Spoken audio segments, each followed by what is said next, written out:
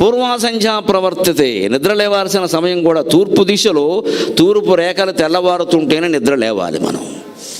6 గంటల తర్వాత కూడా మంచం మీద ఆడది కానీ మగాడు కానీ పడుకున్నారు అంటే ఆ ఇంట్లో శని అంతకుముందే ప్రవేశించింది, వీళ్ళకంటే ముందే. ఇక మళ్ళీ వెళ్ళదు.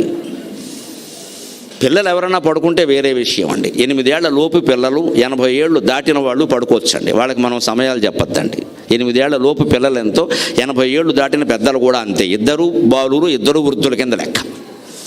80 ఏళ్ళు దాటే పెద్దవాళ్ళు అంటే వాళ్ళని చిన్నపిల్లలను చూసినట్టే చూడాలి, ఇంకేం మన నిబంధనలు వాళ్ళకి చెప్పద్దు. ఇంకా వాళ్ళు ఎలాగో అలా ఉంటారు, ఇంకా సర్దేసుకోవడమే. చిన్నపిల్లలు అంతే. 8 ఏళ్ళు దాటుతున్నాయి అంటే నేర్పాలి ఖచ్చితంగా. ఓ గిల్లేనా లేపాలి వాడిని. ఈ కాలం పిల్లలు ఇంతేనండి అంటే కుదరదండి అక్కడ. పోనీ వాళ్ళ ఉద్యోగాల కారణంగా ఇంటి నుంచి పని చేస్తున్నారు, ఏదో వాళ్ళకి పని 11, 12, 1 గంట కూడా అయిపోతుంది ఒక్కోసారి. అప్పుడైనా పడుకోమనాలి. అప్పుడు కూడా లెక్క 7 గంటలు లెక్క. 7 గంటల తర్వాత మళ్ళీ లేవాలి. నువ్వు 1 గంట పడుకున్నావు, 8ంటికి లే, 12ంటికి పడుకున్నావు, 7ంటికి లే అని చెప్పాలి. చాలు, అంతకంటే ఇంక పడుకున్నాం కదా అని 10 వరకు పడుకుని 11ంటికి టిఫిన్ చేసి 4 గంటలకు భోజనం చేస్తే వాడు ఆరోగ్యం పాడైపోయింది మొత్తం. అంచేతనే పూర్వాసంధ్యా ప్రవర్తతే, తూర్పు రేఖలు తెల్లవారక ముందే నిద్ర లేవాలి. ముందు 5 గంటలకు లేచే లక్షణం ఉన్నవాడు జీవితంలో అన్ని విజయాలు సాధించగలుగుతాడు. ముందు ఆ లేచే లక్షణం ఒకటి ఉండాలి. అవసరమైతే మళ్ళీ పడుకుందాం, ఏ మధ్యాహ్నం కాసేపు ముందు లేద్దాం. ఉత్తిష్ట నరశార్దూల, మనుషుల్లో పెద్ద పులి లాంటి వాడు అప్పుడు శ్రేష్టతావాచికలుగా వాడేవారు. శార్దూల, సింహ, కుంజర అంటే ఏనుగు. ఈ జంతువులతో పోల్చడం కాదు, కావ్యంలో ఎందుకు వాడతారు అంటే కవి కుంజర, నరశార్దూల, నరసింహ ఇలాంటి వాటల ఉద్దేశం ఏంటంటే జంతువుల్లో సింహం ఎలా ఉందో పరాక్రమంగా సొంతంగా నువ్వు అలా ఉండాలి. జంతువుల్లో పులి ఎలా ఉందో అది అవసరమైతే ఎవడైనా భయపడుతుంది, కానీ అది భయపడుతుంది, అలాగే ఉండాలి. ఉత్తిష్ట నరశార్దూల. కర్తవ్యం దైవమాన్నికం, దైవీయమైన కర్తవ్యాన్ని దైవ ప్రార్థనతో నిద్ర లేవడంతో పాటుగా సంధ్యావందనాది కృత్యాలు, నిత్య పూజ, ధూపదీపారాధన చేయడంతో పాటుగా జీవితంలో కర్తవ్యాలు ఆ రోజు ఏం ఉన్నాయో అవి చేయడం కోసం నిద్ర లేవయ్యా అన్నారు. బడున్నా లేకపోయినా, ఉద్యోగానికి వెళ్ళినా వెళ్ళకపోయినా, వ్యాపారానికి వెళ్ళినా వెళ్ళకపోయినా, రిటైర్ అయినా కాకపోయినా కర్తవ్యాలు ఉంటాయండి. లేవా? రిటైర్ అయ్యాం కదా అని కాలకృత్యాలు మానేసామా? ఉద్యోగం లేదు కదా అని భోజనం తినడం, అన్నం తినడం మానేసామా? అంతే కదండి. అప్పుల్లో ఉన్నాం కదా అని సంసారం చేయడం మానేసామా? మానలేదే. మరి అటువంటిప్పుడు ఇవి ఉంటాయి. అంచేది ఏ స్థితిలో ఉన్నా మనిషికి కొన్ని కర్తవ్యాలు ఉంటాయి. ఆ కర్తవ్యం చేయడమే మన ఉద్దేశ్యం. అంటే మీకు సరిగ్గా విష్ణువాలయంలోకి వెళ్ళినప్పుడు, ప్రధానంగా రామాలయంలోకి వెళ్ళినప్పుడు మీరు గమనించండి, ఆంజనేయ స్వామిని గమనించండి. కరుత్మంతుడు బదులు ఆంజనేయ స్వామి ఉంటాడు రామాలయంలో. కృష్ణాలయంలోనో వెంకటేశ్వర స్వామి ఆలయం అంటే గరుడ స్వామి ఉంటాడు. సరే, ఆంజనేయ స్వామి ఎలా ఉంటాడండి? ఇలా ఉంటాడు. మనం దండం పెట్టకముందే ఆయన పెట్టేస్తాడు. నాకు ఒక్కోసారి రామాలయానికి వెళ్ళినప్పుడు సిగ్గుగా ఉంటుంది. మనం ఆంజనేయ స్వామికి దండం పెడితే మనకంటే ముందే పెట్టేసి ఉన్నాడు. ఇది ఏమిట్రా బాబు, మనకంటే ముందు పెట్టేస్తున్నాడు అన్న అని ఎప్పుడో ఒకసారి అనిపించి, చేయెత్తి మ్రొక్కకుండగనే చేతులు జోడించునట్టి వేల్పువు నీవే ఎక్కడో పద్యం చెప్పాను నేను. మేము ఇంకా నీకు నమస్కారం చేయకుండా మాకు నమస్కారం చేస్తున్నావయ్యా. మోచేతి మీద దాటితివి ఆ చారిత్రక పయోధిని అంజని తనయా.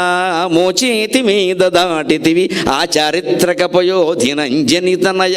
ఇటువంటి వాడివి కాబట్టి మేము దండం పెట్టకుండానే నువ్వు దండం పెట్టేస్తున్నావు, భక్తుడు కదా అని. రామభక్తుడు అంటే ఆయనకి రాముడితో సమానం. అందుకని మేము పెట్టకుండానే నువ్వు పెట్టేస్తున్నావయ్యా, నీకు తర్వాత మేము పెట్టాలో పెట్టకూడదో అర్థం కావట్లేదు. అటువంటి వాడివి కాబట్టి మోచేతి మీద దాటితివి ఆ చారిత్రక పయోధిని. అంత చరిత్ర కలిగినటువంటి పయోధిని, దక్షిణ సాగరాన్ని నీ మోచేతి మీద ఒక్కసారి ఇలా అని దూకి పారేసేవయ్యా. ఏమి సాహసం, ఏమి సాహసం. అటువంటి జీవితం నుంచి, హనుమంతుడి జీవితం నుంచి మనం ఏం నేర్చుకోవాలంటే 2 మాటలండి, కర్తవ్యము, స్మర్తవ్యం. హనుమంతుడు సుందరకాండలో ప్రవేశించిన మొదలు యుద్ధకాండలో కానీ, తర్వాత ఉత్తరకాండలో కానీ మీరు ఎక్కడైనా గమనించండి, ఆయన పాత్ర చెప్పిన పనే చేస్తాడు, అనవసరంగా వేలెట్టాడు. అది కూడా చెబితేనే చేస్తాడు, చెబితేనే చేస్తాడు. చాలామందికి ఒక అనుమానం వస్తుంది రామాయణం చదువుతూ ఉన్నప్పుడు. కాస్త సూక్ష్మ దృష్టితో చదివితే తప్పకుండా వస్తుంది. ఊరికే పారాయణ కోసం, పిల్లల కోసం, మనవడి కోసం చదివితే రాదు. అది జరగదు, ఇది జరగదు. గ్రంథాలు ఎప్పుడు జ్ఞానం కోసం చదవాలి, ఫలితం కోసం కాదు. సుగ్రీవుడికి మంత్రి కదా హనుమంతుడు, సముద్రాన్ని ఒక్క దూకులో దూకేసినవాడు కదా. అక్కడ కుంభుణ్ణి, నికుంభుణ్ణి సహా మహారాక్షసులందరినీ సంహరించినవాడు కదా. ఇటువంటి మంత్రిని దగ్గర పెట్టుకుని సుగ్రీవుడు ఎందుకండి అన్నేళ్ళు దౌర్భాగ్య దశలో ఉన్నాడు? రామచంద్రమూర్తి రావాల్సిన పని ఏమిటి? హనుమంతుడు లేడా? ఈ పాటి వాలిన హనుమంతుడు చంపలేడా? ఇక రాముడికి కష్టమవుతుంది. ఈయన నరుడు, ఆయన వానరుడు. ఈయన వానరుడే కదా, అదే జాతి కదా, కీలకాలన్నీ తెలుస్తాయి కదా, ఆయువు పట్లు. ఒక్క నొక్కితే వాలి పోడండి. వాలి హనుమంతుడి కంటే బలవంతుడు కాదమ్మా. వాను మనోజవం మారుతతుల్య వేగం జితేంద్రియం బుద్ధిమతాం వరిష్టం. హనుమంతుడి కంటే బలవంతుడు అంతకు ముందు ఆ తర్వాత కూడా దొరకడం మనకు కష్టం. అటువంటి వాడు వాలిని చంపడం పెద్ద సమస్య కదా. కానీ ఎందుకు చేయలేకపోయాడో తెలుసా? ఈ సుగ్రీవుని యొక్క అహంకారం అందుకు అడ్డమైంది, వాడి కర్మ అలా కాలింది. ఆంజనేయునికి ఒక శాపం ఏమిటి అంటే, ఆ ఋషి శాపానికి ఆయన కట్టుబడి ఉన్న తత్వం, ఆయన గురించి ఎవరైనా ఆయన బలాన్ని ఆయనకు వర్ణించి చెబితే తప్ప ఆయనకి అది స్ఫురించదు. ఎందుకంటే రామాయణం ఉత్తరాఖండలో ఉంటుంది ఈ మధురమైన భావన. విచిత్రంగా ఈయన చిన్నప్పుడే చాలా అలర చేసేవాడు. అక్కడ ఋషులు చాలామంది ఉన్నారు. వాళ్ళ ఇంట్లోకి వెళ్ళడం, ఆ కొండలన్నీ బగల కొట్టేయడం, ఆ గడ్డి అంతా పీకేయడం. అసలే వాళ్ళు పూరిపాకరు. ఆ గడ్డి పీకేస్తే ఏమైపోతారు? వాళ్ళు పెంచుకున్న పాదులు, ఏ తోటకూర గోంగూర అంతకంటే అవన్నీ రాగేయడం, శుభ్రంగా తినేయడం, కోతి కదా. ఇవన్నీ చాలా అలరి చేసేస్తూ ఉంటే ఋషులు పిల్లాడిని ఏమన్నా అంటే హింస అవుతుంది, తల్లి అంజనాదేవి అదుపులో పెట్టలేకపోతుంది, తండ్రి వాయుదేవుడు పెట్టకపోక సంతోషిస్తున్నాడు మా వాడిని ఆ పోలికే అని. ఒక్కో తండ్రి అలాగే ఉంటాడు, పెట్టకపోక సంతోషిస్తాడు మా వాడిని ఆ పోలికే అని సంతోషిస్తున్నాడు. ఇలా కాదు ఇది అని హనుమంతునికి ఎవరైనా ప్రత్యేకించి గుర్తు చేస్తే తప్ప ఆయన బలం గుర్తు రాకుండానుగాక అని రామాయణం ఉత్తరాఖండలో ఋషులు శాపం పెడతారు. మతంగ మహర్షి చెప్పిన మాట ఇది. అది హనుమంతుడికి తెలియదు ఆ విషయం, కానీ అది అమలు జరుగుతుంది. నీకు తెలవాల్సిన పనే లేదు, ఇక్కడ అమలు జరుగుతుంది, జరిగింది. అందువల్ల జరుగుతుందని కూడా హనుమంతుడిది. కానీ ఎప్పుడూ హనుమంతుడికి తన బలం దానికి గుర్తురాలేదు. సుగ్రీవుడు నిజానికి హనుమంతుడి బలం తెలిసిన వాడు, గుర్తు చేయొచ్చు కదా. ఇక్కడే అహంకారం అండి. రాజు అయిన వాడు ఎప్పుడు తన కింద ఉన్నవాడు, యజమాని అయిన వాడు తన కింద ఉన్నవాడు ఎంత గొప్పవాడైనా వాడి బలాన్ని వాడి సామర్థ్యాన్ని అంగీకరించడం. ఇగో అంటారు దీని అహంకారం. ఓ పెద్ద యజమాని దగ్గర ఓ మామూలు ఆఫీసర్ అధికారి పనిచేస్తున్నాడు అనుకోండి, బయట వచ్చిన వాళ్ళు ఎవరైనా మీ దగ్గర ఫలానా సెక్రటరీ ఉన్నారు కదండి, ఆయన చాలా గొప్పవారండి, నిజంగా మీ సంస్థ నిలబడిందంటే ఆయన వెళ్ళాలంటే అని ముచ్చుమొహం పెట్టేస్తాడు, అంగీకరించడం. ఎందుకంటే వీడు అంగీకరిస్తే వాడు పెద్దవాడు అయిపోతాడేమో, ఈ సంస్థ లాగేస్తాడేమో అని బెంగవాడికి. సరిగ్గా ఇదే ముచ్చుమోహం, అసలే కోతి కదా ముచ్చుమోహం చెప్పేదేముంది, ఇంకా సుగ్రీవుడు అదే మొహం పెట్టాడు. హనుమంతుడు గొప్పవాడంటే ఆయనకి ఇష్టం ఉండదు. అందుకే ఎవరు చెప్పినా వినలేదు. హనుమంతుడి మొహం మీద ఎప్పుడు నువ్వు ఇంత గొప్పవాడివి కదా అనలేదు. నిజంగా గొప్పవాడివి కదా అని నిష్కల్మషంగా సుగ్రీవుడు అంగీకరించి ఉంటే ఒక్క దూకి వాళ్ళని లేపేసేవాడు ఓవర్ నైట్. ఒక్క లేపకి అయిపోతాడు. రాముడు రావాల్సిన పని లేదు. కానీ చారిత్రకంగా ఏది ఎవరి వల్ల జరగాలో వారి వల్ల జరగాలి. కానీ కొన్ని ఎందువల్ల జరగవు అంటే మన అహంకారాలు అడ్డం వచ్చేస్తున్నాయి ఇక్కడ. ఇదే అందుకే ఆ కారణంగానే హనుమంతుడు ప్రత్యేకించి ఆయన గుర్తు రాదు. కాబట్టి ఆపదలో ఎవరన్నా ఉన్నా రక్షించాలన్నా ఏదైనా ఉపాయం చెప్పాలన్నా ఏదో వాళ్ళ కర్మ వాళ్ళు అనుభవిస్తున్నారన్నట్టుగా ఉండదు, కానీ చెప్తే కానీ చేసేవాడు కాదు. సరిగ్గా సముద్రం దూకేటువంటి సందర్భంలో కూడా వీరవ ఆనరలోకస్య సర్వశాస్త్ర విశారద తూష్ణీం ఏకాంతవాసీత్వం అని జాంబవంతుడు వచ్చి గుర్తు చేశాడు. వీరవ ఆనరలోకస్య సర్వశాస్త్ర విశారద. వానరలోకంలోనే అంత వీరుడే లేడు కదయ్యా, సర్వశాస్త్రాలు తెలిసిన వాడేవి కదా. ఎండకు ఎదురుగా నిలిచిన అతండు ఘనుడు అని కంకంటి పాపరాజు గారు చెప్పినట్టుగా సూర్యుడి దగ్గర ఎండకు ఎదురుగా నిలబడిన నవవ్యాకరణాలు నేర్చుకున్నావు కదా, నీకంటే గొప్పవాడెవరయ్యా. అందుకని ఇంతమంది ఇక్కడ సముద్ర లంఘనం గురించి మాట్లాడుకుంటుంటే తూష్ణీం కిం నభాభసే నభాషసే అలా మౌనంగా ఉంటాయా మాట్లాడుకున్నట్టు. ఓహో నేనంత బలవంతున్నా, వానరలోకంలో నేను ఒక్కడే వీరున్నా, తాత నువ్వు చెబితే కానీ నాకు తెలవలేదని లేచి ఇప్పుడు ఏం చేయమంటావు చెప్పమన్నాడు. దూకాలంటే దూకి బారేశాడు. అంతవరకు ఏం చేశాడు ఆయన? రామ్ రామ్ రామ్ రామ్ రామ్ రామ్ ఓ బండ మీద కూర్చొని రామస్మరణ చేసుకుంటూ ఉన్నాడు. మనకి హనుమంతుడి నుంచి గ్రహించవలసిన విషయాల్లో ఈ రెండు ఉన్నాయి, కర్తవ్యం స్మర్తవ్యం. జీవితాల్లో హనుమంతుడిలాగే మనం ఉండాలి. నీ కర్తవ్యం ఏదో నువ్వు చేయి. ఆడదానవేనా, మగాడవేనా, తండ్రివేనా, తల్లివేనా, పిల్లాడవేనా, ఏదైనా సరే నీ కర్తవ్యం నువ్వు చెయ్యి, అంతకు మించి చెయ్యొద్దు. కలియుగంలో చాలా ప్రమాదం ఇది. మనం అందరం ఓవరాక్షన్లు చేస్తున్నాం.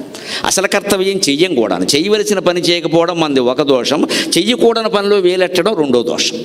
వేదం ప్రకారం ఈ రెండు ఉంటాయి. విద్యుక్తాన్ని చేయకపోవడం ఒకటి, నిషేధాన్ని చేయడం ఒకటి. ఇవి తినరా అంటే ఇవి తినడు, తినకూడదే తింటాడు, పైగా ఏమవుతుందిలే అంటాడు. రెండు తప్పులు వచ్చాయి అక్కడ. నువ్వు చేయవలసింది చేయకపోతే వేరే విషయం, పోనీ నీకు ఓపిక లేదనుకుంటా, చేయకూడని చేస్తున్నావు. రెండు తప్పులే కదా. హనుమంతుడు ఈ రెండు చేయలేదు. చేయవలసింది మానలేదు, చేయకూడదు చేయలేదు. అందుకే హనుమంతుడు అంత గొప్పవాడయ్యాడు. మనం గ్రహించవలసిన విషయం అది. అందుకని కర్తవ్యం దైవమాన్నికం అన్నారు. ఉత్తిష్టోత్తిష్ట గోవింద ఉత్తిష్ట గరుడధ్వజ ఉత్తిష్ట కమలాకాంత త్రైలోక్యం మంగళం కురు. ఇక్కడి నుంచి అన్నన స్వామి గారి శ్లోకాలు. ఉత్తిష్ట గోవింద. వెంకటేశ్వర స్వామికి రచించినటువంటి సుప్రభాతంలో గోవింద శబ్దం వాడారు. వెంకటేశ్వర స్వామి గోవుల్ని కాయలేదు, కృష్ణావతారంలో కాశాడు. గాం విందయతి ఇది గోవింద అంటారు. గోవులను ఆనందింపజేసిన వాడు కాబట్టి గోవిందుడు అంటారు. మనకేదో తెలుసును కదా అని గోవులతో కలిసి విందు చేశాడు, గోవులకి విందు పెట్టాడు అనకూడదు. విందు తెలుగు మాట, గో శబ్దం సంస్కృతం, రెండు కలిపేయకూడదు అడ్డగోలుగా. ఈవేళ పత్రికల్లో చూశాను, అకాలవాన అన్నాడు. రెండు చెవులు మూసుకుని రెండు కళ్ళు మూసుకున్నాడు. ఏం పదం రా బాబా, అకాల వర్షం అనాలి. అకాలవాన ఏమిటండి, అధవ సమాసం. ఇలాగే తగులుంటారు మొత్తం. హైదరాబాద్లో నిన్న వర్షం కురిసింది, అకాల వర్షం అనాలి. అకాల వాన ఏమిటండి?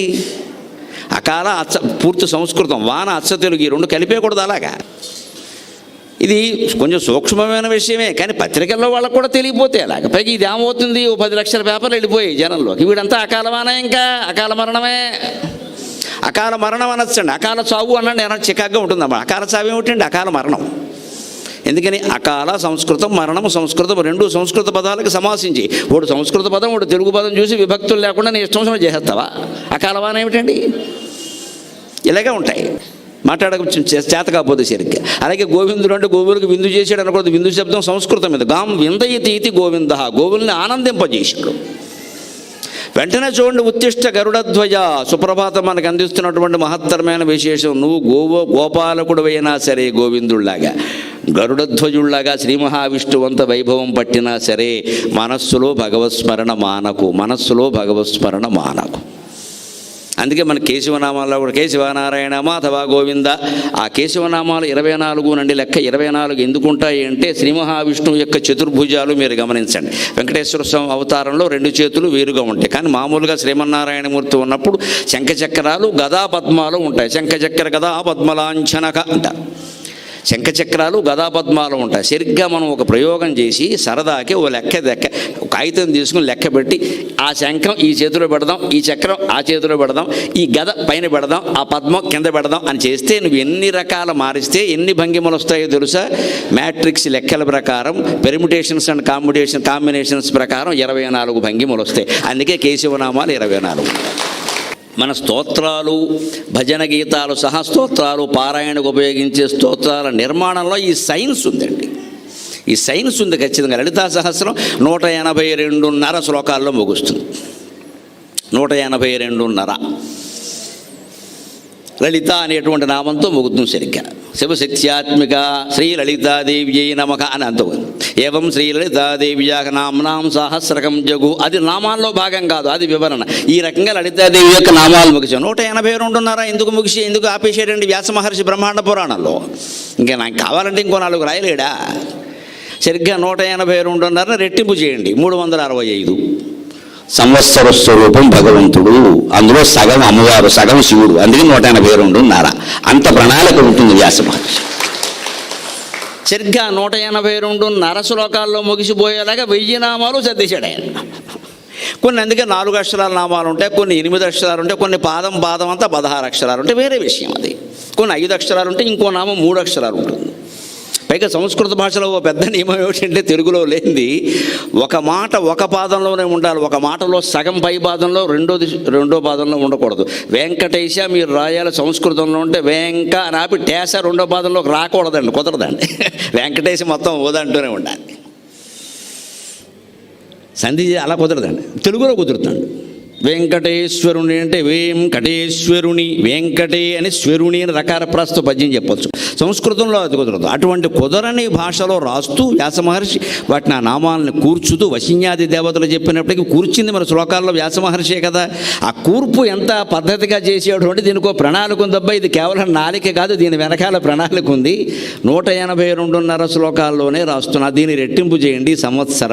సంవత్సరం అంటే కాలం కదా. కాలాన్ని మనం సంవత్సరాల్లో చెబుతాం, నెలల్లో చెప్పంగా సాధారణంగా.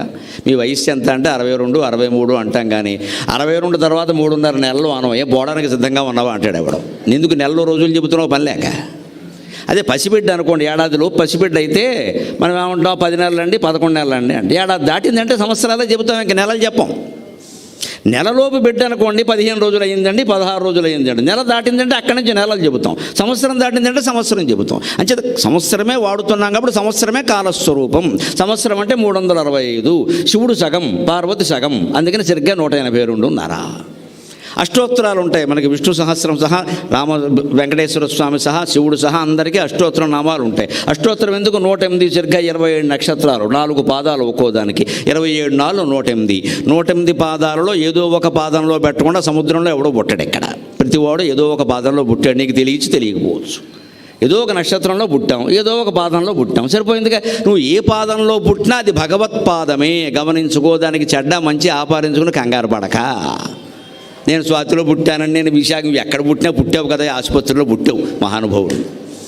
దానికి ఇంకా కంగారు పడిపోయి నాకేమవుతుందంటే, మాకేం మొహమాటలా అందరూ ఉండగానే చెబుతాం, మేము చాలా మాయగాళ్ళం అమ్మా, మాకేమవుతుంది అని మీరు అడిగారంటే మీకు ఏదో అవుతుంది అని చెబుతాం ఖచ్చితంగా. నాకేం అవ్వదనే ధైర్యంతో ఉండాలి ముందు. అందుకే సుప్రభాతం. సూర్యం దుభౌమ బుధవాక్పతి కావ్య సౌరి స్వర్భానుకేతు దివిషత్ పరిషత్ ప్రధానాగ త్వద్దాసదాస చరమావతి దాసదాసాగ శ్రీ వెంకటాచలపతే తవ సుప్రభాతం.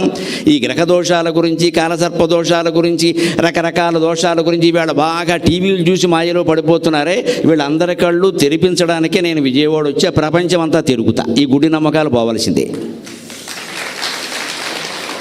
అసలు ఈ కార్యక్రమాల్లో ఎవరైనా వీళ్ళు చెప్పి మిమ్మల్ని భయపెడుతున్నారంటే వెంటనే టీవీ కట్టేయండి, ఒక క్షణం చూడకండి. అసలు వాళ్ళందరూ డబ్బిచ్చి కార్యక్రమాలు పెట్టించుకుంటున్నారమో, బహిరంగంగా మాట్లాడుతున్నా డబ్బిచ్చి కార్యక్రమాలు పెట్టించుకుంటున్నారు మిమ్మల్ని మాయ చేయడానికే కేవలం. నువ్వు విశాఖ నక్షత్రంలో పుట్టావా, 2వ పాదంలో పుట్టావా, ఈ వారం నీకు బాగుండదు. వెంటనే కింద విజయవాడలో ఓ నెంబరు, విశాఖపట్నంలో ఓ నెంబరు, వల్లకాట్లో ఓ నెంబరు, చివరి నెంబరే ఖాయం వాడికి మనకి. ఇద్దరం కలిసేది వల్లకాట్లోనే. మనం కంగారు పడిపోయి ఈ వారం బాగుండదు, అమ్మ నాకు అర్థం కాదు, నెలలో 3 వారాలు బాగుంది కదా, 1 వారం బాగుండకపోతే చచ్చిపోతావా? చచ్చిపోతే అంతకంటే అదృష్టం ఉందా? ఈ గొడవ లేదు కదా. ఎందుకంటే అంత భయం ప్రతిదానికి? వారం బాగుండదుట 3 వారాలు బాగుంది కదా, 1 వారం బాగుండదండి, నష్టమా? ప్రతిరోజు బాగుండాలా? వెంకటేశ్వర స్వామికి మాత్రం బాగుందా? కిందకి దగ్గర పాలు లేవు మహానుభావుడికి, పొట్టలో కూర్చున్నాడు ఆయన. ఎన్ని రోజులు ఏడ్చాడో మనకేం తెలుసు, వాళ్ళ అమ్మకి తెలుసు. మరి ఎవరికి బాగుందండి? రాముడికి బాగుందా? కృష్ణుడికి బాగుందా? 14 ఏళ్ళు వనవాసం చేశాడే రామచంద్రమూర్తి, ఆయనతో పాటు సీతాదేవి బాగుందా? పుట్టగానే జైల్లో పుట్టాడే శ్రీకృష్ణుడు, 8 ఏళ్ళు తల్లికి తండ్రికి దూరం అయ్యాడే, ఎక్కడో పెరిగాడే. అది కూడా దొంగను ముద్రేశారే. వెన్న దొంగే కదండి, వెన్నైనా పెన్నైనా దొంగను ముద్రేశారే. వాళ్ళు కోరితే కాళ్ళ మీద పడితే మమ్మల్ని నరకాసురుడు బంధించాడయ్యా 16,000 మందిని. మేము బయటికి వెడితే మమ్మల్ని ఎవరు పెళ్లి చేసుకోరు. వాడు అన్ని విధాలా అవమానపరిచాడు. ఇంక చెప్పుకుంటే బాగుండదు. మాకు ఏదో రకంగా కృష్ణుడి భార్యలని చెప్పుకునే అవకాశం కల్పించవయ్యా అంటే మహానుభావుడు 16,108 మందిని చేసుకుంటే మనం ఎటువంటి ముద్రలు వేసామండి? భగవంతుడైన కృష్ణ పరమాత్మకి మనకు అర్థం కాక, చేతకాక. ఆయనకు అవసరమా ఇంతమంది భార్యలు? ఈ రేషన్ కార్డులు ఎలాగా, గ్యాస్ కార్డులు ఎలాగా, ఆధార్ కార్డులు ఎలాగా, వీళ్ళందరికీ అద్దెళ్ళు ఎలాగా, ఎక్కడి నుంచి వస్తాయి? ఏమైనా ఆలోచించావా? అసలు 16,000 మందిని మనిషో దేవుడో ఎవరైనా చేసుకోవడం సాధ్యమేనా? అంటే దాని వెనకాల ఏదో ఉంటుంది కదా, ఆ తత్వం తెలుసుకోవాలి. కానీ 16,000 అంటే ఎలా కుదురుతుంది? ఎందుకు చేసుకుంటారండి? అదేనా టీటీడీ సామూహిక వివాహ పథకమా? పోనీ చేసుకుంటే ఏమైనా తెలంగాణలో కళ్యాణ లక్ష్మికి ఇచ్చినట్టుగా 10,000 ఏమైనా ఇస్తారా? ఏమీ ఇవ్వలేదు ఆయనకి, కన్యలు ఇచ్చారంతే. పైగా వాళ్ళు ఏమన్నా తండ్రులు వచ్చి ధారపోసిన వాళ్ళు అందరూ రాజకన్యలండి, గోపికలు కాదండి. వాళ్ళు నృపబాలల 16,000 నృపబాలల 16,000 భవనంబులలోన ప్రీతి 16,000 నృపబాలల. 16,000 భవనాల్లో, 16,000 పద్ధతులలో, 16,000 ఆచారాల్లో. ఎందుకంటే వాళ్ళు ఎవరెవరికి ఏ పద్ధతిలో ఇష్టమో అలాగే చేసుకున్నాడు. నాకు ఆకాశంలో చేసుకోవాలంటే ఆకాశంలోనే చేసుకున్నాడు, నాకు సముద్రం మధ్యలో చేసుకోవాలంటే అలాగే చేసుకున్నాడు. నాకు రిజిస్టర్ మ్యారేజ్ అంటే రిజిస్టర్ మ్యారేజ్ చేశాడు. నాకు కరోనా పెళ్ళి 30 మంది దాటద్దంటే అలాగే చేశాడు. నాకు పెద్ద కళ్యాణ మండపం కావాలి, 10,000 మంది రావాలంటే అలాగే చేశాడు. తర్వాత ఎప్పుడో ఏకాదశి స్కంధంలో ఉద్ధవుడు అడుగుతాడు, స్వామి ఒక్కళ్ళతో సంసారం చేయలేకపోతున్నాం, చచ్చిపోతున్నాం, ఇక్కడ 16,000 మందితో ఎలా చేసేవయ్యా అని అడిగాడు. ఉద్ధవుడికి చెప్తాడు, ఎవరికే చెప్పగే అని. ఉద్ధవుడికి ఒక్కడికే చెప్పాడు. ఉద్ధవుడు నా ఒక్కడికే చెప్పాడు. అందరినీ ప్రేమించుము, ఎవరి యందు ఆసక్తి చూపించకము అన్నాడు. అది Krishna formula. Love everybody, don't show interest on anybody. కాపురాల్లో ఉన్నటువంటి స్త్రీ పురుషులందరూ గుర్తుంచుకోవాలండి. అస్తమాను పెళ్ళాన్ని పట్టుకుని అంత అందమైంది లేదు నువ్వు లేకపోతే నేను ఉండాలంటే ఆ పెళ్ళాన్ని ఎత్తికి ఎక్కేయడం ఖాయం, వీడికి చేటా చీపురు ఖాయం. లేదు ఈ స్త్రీయే బలహీనరాలు అయిపోయి మీరు లేకపోతే నా బతికేవడం, మీరు లేకపోతే నా బతికేవడంటే వాడు వెంటనే రెండో దాన్ని తీసుకురావడం ఖాయమమ్మా, నన్ను మన్నించండి అనకూడదు. అలాగా అనకూడదు. రెండోది వస్తే తోలు ఉడుతుందని చెప్పాలి. ఉండాలి. ఎవరి కాపురం వాళ్ళు కాపాడుకోవాలి. లోకి ఇవ్వద్దు. ఎందుకు ఇవ్వాలి? దాసీలుగా ఉండాల్సిన అవసరం స్త్రీలకి లేదు, పెత్తనం చేయాల్సిన అవసరం పురుషులకి లేదు.